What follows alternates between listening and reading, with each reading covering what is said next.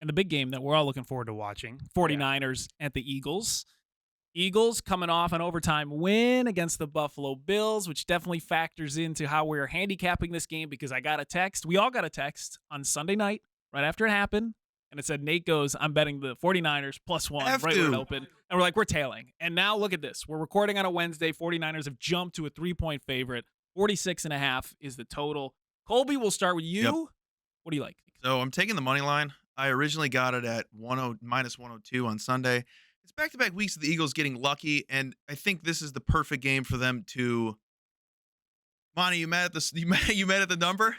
Well, I'm not. I think this is the perfect game. We have you as -3 though. You gotta stick with it. Oh, whatever. I'll take the spread. Whatever. You got. We know you got the money line at a good price. I'll take the spread. Right. I'll happily take the spread because this is the week the Eagles get exposed. They're not as great as they've been coming off the last few weeks on primetime games. This is where they crumble and fall, and this is where the 49ers solidify themselves as the best team in the NFL. If they haven't done it already, this is the game. Sorry, didn't know you guys did that. I apologize. No, preach. Listen, the 49ers, when fully healthy, is a really good team, if not the best team in the NFL. And you look at the Eagles, and I don't want to get into all the metrics and the nerd numbers and everything like that, but the metrics don't love the Eagles as much as I think the public and the numbers do. Eagles are a slightly above average team for a lot of, DVOA stats and points per game, points per play, everything like that. But you look at San Francisco, they've had the number one points per play over the last 3 games. Their offense is absolutely humming, one of the best in the league. Their defense, we know, is outstanding as well. I don't think the Eagles are good enough, especially if Dallas Goedert doesn't play.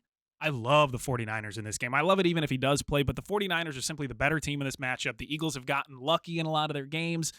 49ers all the way. They're just the more complete, better team, and they don't need to rely on luck to win a lot of their games. Yeah, I like the 49ers too. Obviously, put a lot of money on them Sunday. Group ride again. One of the reasons I like the Niners here is the Eagles' defense was on the field for 92 plays against the Bills. You think about the week before, short week Monday night against the Chiefs, and you think about kind of like the big plays in that game, the MVS drop for the Chiefs. You have Allen missing Gabe Davis in the end zone in overtime, and those 2 plays flip, and the Eagles are now 8-3, and I think this price would be more justified. So, as you said, Eagles have been very fortunate this year. Lucky. Numbers aren't great. The advanced stats not great, and the Niners. I mean, it's their game of the season. They've had this circled since the schedule makers dropped it in May. They lost in the NFC title game. Brock Purdy tore his UCL on their first possession. They've had extra time to prepare because they played Thanksgiving night against the Seahawks. So situationally and just everything else, everything points to the 49ers. If this was -2.5, 49ers would be the best bet of the week for me.